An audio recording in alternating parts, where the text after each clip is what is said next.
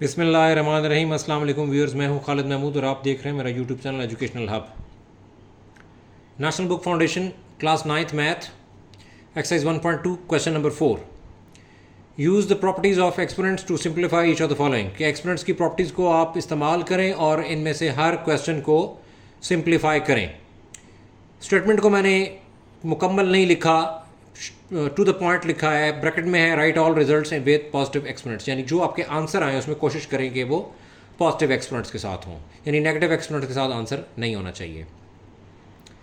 इसका first part 16 rays पर 1/5 into 16 rays पर 1/4 डिवाइडेड बाय 16 रेज़ पर -3/10। आपके पास ये सेम बेसिस हैं, नोमिनेटर में 2 16, डिनोमिनेटर में 1 16। न्यूमिनेटर के 2 16 को आप वन टाइम लिखें और इन सेम बेसिस मल्टीप्लाई और इनकी पावर्स ऐड हो जाती हैं, तो 1/5 प्लस 1/4। डिनोमिनेटर में से 16 रेज़ टू द पावर -3/10 था, इसको उठाएं, उठा के इसको न्यूमिनेटर में ले जाएं, ये 16 रेज़ पर प्लस 3/10 हो जाएगा। फिर 5 और 4 का एलसीएम,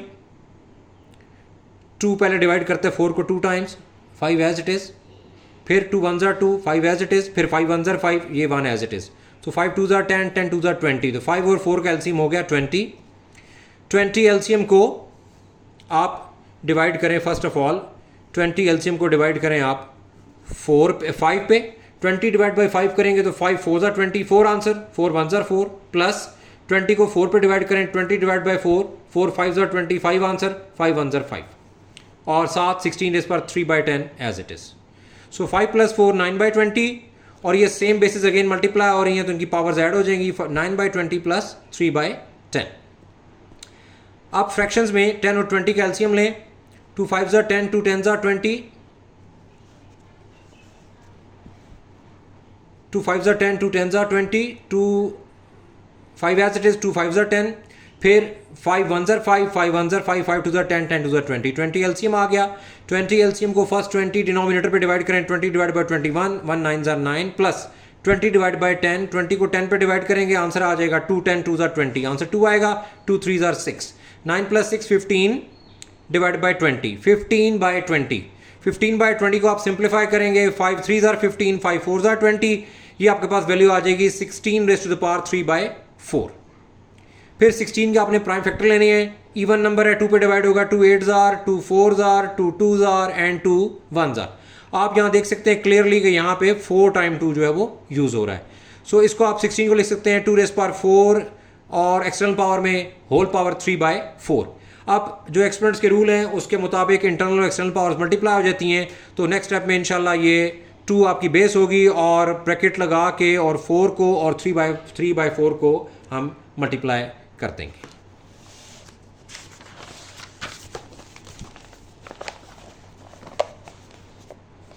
टू रेज़ पर 4 इंटू 3/4, ये 4 1 4 1, डिनोमिनेटर में 1, नोमिनेटर में 3 और 1, 3 1 3, 2 का क्यूब, आपका ये आंसर आ गया पॉजिटिव एक्सपोनेंट में।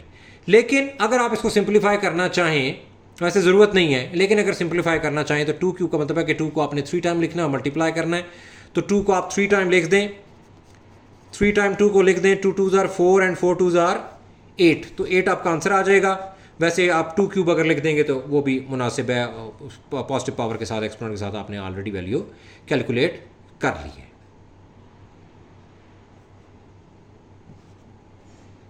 फिर मेरे पास इसकी पार्ट नंबर 2 की वैल्यू है 7 रेज़ टू द पावर -1/3, और इन ब्रैकेट 7 रेज़ पर 5/3 माइनस 7 रेज़ पर 4/3। इसको मैं सॉल्व वैसे करूंगा कि ये एक्सटर्नल वैल्यू जो है ये इंटरनल दोनों टर्म्स के साथ मल्टीप्लाई हो जाएगी, 7 इंटू 5/3 मल्टीप्लाई बाय 7 रेज़ पर -1/3। ये हमने प्रॉपर्टी लगाई है, डिस्ट्रीब्यूटिव लॉ हमने यहाँ पर अप्लाई किया है, distributive law of multiplication over subtraction. ये चैप्टर नंबर 1 में रियल नंबर की जो प्रॉपर्टीज़ हैं वहाँ से हमने ये लॉ पढ़ा था। अगेन -7 रेज़ पर 4/3 के साथ 7 रेज़ पर -1/3 ये मल्टीप्लाई हो जाएगा, डॉट या प्रोडक्ट का साइन लगाएं या डॉट लगाएं, अंडरस्टूड है कि ये मल्टीप्लाई हो रहा है।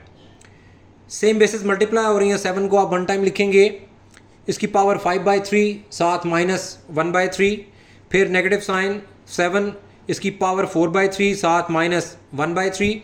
यहाँ पे सेम डिनोमिनेटर्स हैं, 3 और 3 कॉमन फैक्टर 1 टाइम, 3 और 3 calcium 3, 3 divide by 3 1 5 5, -3 divide by 3 1 1 1, -7, 3 और 3 कैल्शियम 3, 3 डिवाइड बाई 3 1, 1 4 ज़र 4, -3 डिवाइड बाई 3 1, 1 1 ज़र 1, 5 -1 4 बाई 3 विद बेस 7, -7 4 -1 3 बाई 3, 3 1 ज़र 3 1 ज़र, तो आपके पास जो वैल्यू आ जाएगी वो आ जाएगी 7^4/3 -7।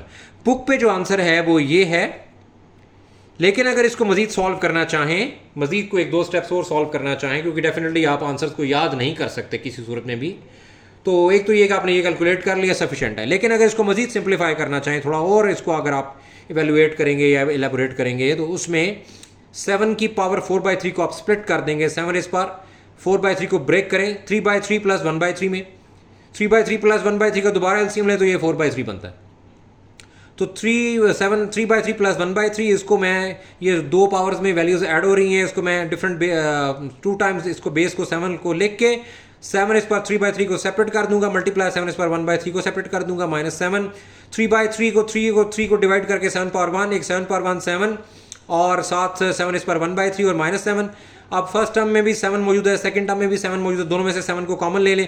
फर्स्ट टर्म में से 7 को कॉमन लेंगे 7^1/3 और सेकंड टर्म में से 7 को कॉमन लेंगे तो आ जाएगा -1 और ये आपका आंसर है। फिर मेरे पास है थर्ड टर्म में 2^2/3 इंटू 2^1/7 डिवाइड बाई 2^1/2।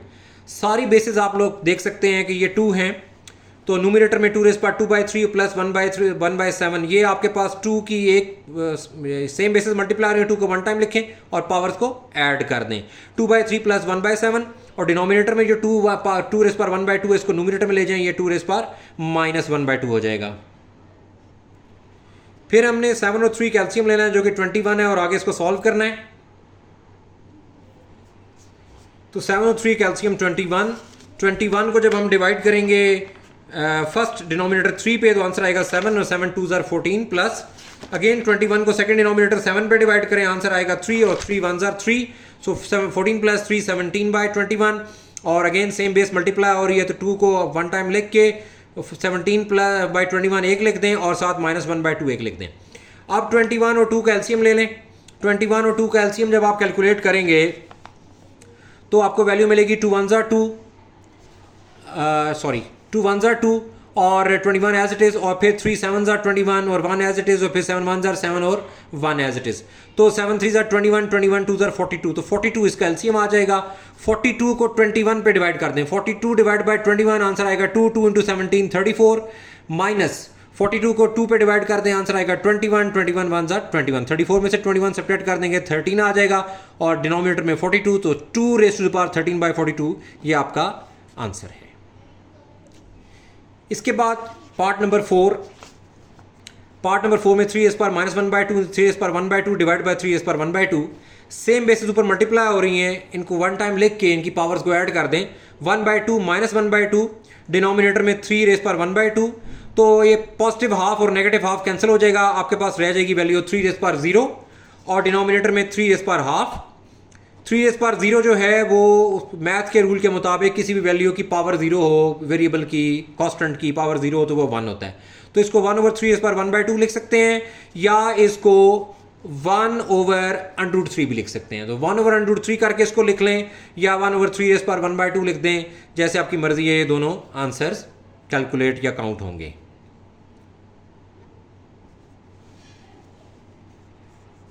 इसके बाद पार्ट नंबर 6 है 2187 A5 B17 over A12 B3 whole raise to the power 1/7। आप 2187 को देखें, ये एक ऑड नंबर है और ऑड नंबर को 2 डिवाइड नहीं करता, तो फर्स्ट प्राइम नंबर इसको डिवाइड नहीं करेगा। 2 के बाद नेक्स्ट प्राइम नंबर है 3, आप इसकी वैल्यूज़ को फिगर्स को कैलकुलेट करें, ऐड कर लें। 7 and 8 15, 15 and 1 16, 16 and 2 18, नंबर का सम 18 आ गया। 18 को 3 डिवाइड करता है 6 टाइम, तो अगर नंबर के सम को 3 डिवाइड करेगा तो फिर नंबर को भी 3 डिवाइड करेगा। तो नंबर को मैं 3 पे डिवाइड करता हूँ, 2187 को 3 पे डिवाइड करूँगा, 3 7 ज़र 21, 3 2 ज़र 6, 8 - 6 2 27, 3 9 ज़र 27, अगेन नंबर का सम 3 पे डिवाइड होता है, 3 2 ज़र 6, 7 - 6 1 12, 3 4 ज़र 12, 3 3 ज़र 9, 3 8 ज़र 3 1 ज़र, 3 2 ज़र 6, 8 - 6 21, 3 7 ज़र 21, 3 9 ज़र 3 3 ज़र एंड 3 1 ज़र। इसमें हम कैलकुलेट करें तो 3 जो है उसके फैक्टर्स, प्राइम फैक्टर्स 7 टाइम 3 को आप लिख के मल्टीप्लाई करें तो वो 2187 बनता है। सो 3^7 आपके पास आ जाएगा उसके बाद B17 ये ग्रेटर वैल्यू है b की, ये ऊपर लिखें, और b पावर 3 स्मॉलर वैल्यू है, इसको नोमिनेटर में ले आएँ, इसकी वैल्यू माइनस हो जाएगी। A12 को डिनोमिनेटर में लिखा रहने दें, ग्रेटर पावर है, a पावर 5 स्मॉलर पावर है, इसको डिनोमिनेटर में ले जाएं, ये a रेज़ पावर -5 हो जाएगा, होल रेज़ पावर 1/7। इसके बाद आपके पास वैल्यू आ जाएगी 3 7 और सेम बेसिस मल्टीप्लाई और इसको 1 टाइम लिखें, पावर सब्ट्रैक्ट कर दें 17 - 3। डिनोमिनेटर में सेम बेसिस मल्टीप्लाई और इसको 1 टाइम लिखें और पावर्स को सब्ट्रैक्ट कर दें 12 - 5। तो 3 power 7 as it is 17 - 3 b power 14 और 12 - 5 a power 7 whole raise power 1/7। आप न्यूमिनेटर में पावर 1/7 सेपरेट कर दें, 3 raise power 7 into b raise power 14 whole power 1/7। Denominator में a पावर 7 की पावर 1/7 अलग कर लें। इसके बाद आप न्यूमिनेटर की दोनों टर्म्स को भी 1/7 के साथ अलग अलग फॉर्म में लिख सकते हैं। फिर आप 1/7 न्यूमिनेटर की दोनों टर्म्स भी अलग करें, 3 power 7 whole power 1/7 b power 14 whole power 1/7। Denominator में इंटरनल एक्सटर्नल पावर मल्टीप्लाई हो जाएंगी, a raise to the power 7 into 1/7, 7 1 ज़ार 7 1 ज़ार, तो 7 1 ज़ार 7 7 1 ज़ार 7, तो a rays power 1 is a आपके डिनोमिनेटर में आ जाएगा। न्यूमिनेटर में इंटरनल एक्सटर्नल पावर मल्टीप्लाई हो जाएगी, 3 रेज़ पावर 7 इंटू 1/7, 7 1 ज़ार 7 1 ज़ार, 3 रेज़ पावर 1। अगेन b की पावर 14 इंटरनल और एक्सटर्नल 1/7 मल्टीप्लाई हो जाएंगी, 7 1 ज़ार 7 2 ज़ार, ये 2 1 ज़ार 2, यानी 3 बच गया, b स्क्वायर आ गया और डिनोमिनेटर में a आ गया। ये आपका आंसर है। फिर इसका पार्ट नंबर 7 है, इसमें आपके पास a cube over b cube index में 4, radical sign index 4, b cube और c cube radical sign index 4 and then c cube over a cube radical sign index 4। आप देख सकते हो कि आपके पास तमाम टर्म्स मल्टीप्लाई हो रही हैं, अलग अलग रेडिकल फॉर्म में है और सबकी पावर सेम है। आप उसको एक रेडिकल फॉर्म में ला के, एक रेडिकल साइन में ला के, और होल पावर चूंकि सबकी इंडेक्स में 4 आ रही है तो एक सिंगल पावर 4 के साथ आप इसको लिख सकते हैं।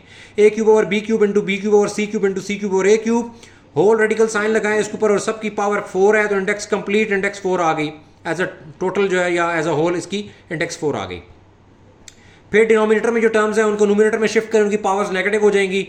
a क्यूब b क्यूब और c क्यूब ये ऑलरेडी ऊपर मल्टीप्लाई हो रहे हैं, इनको लिख दें।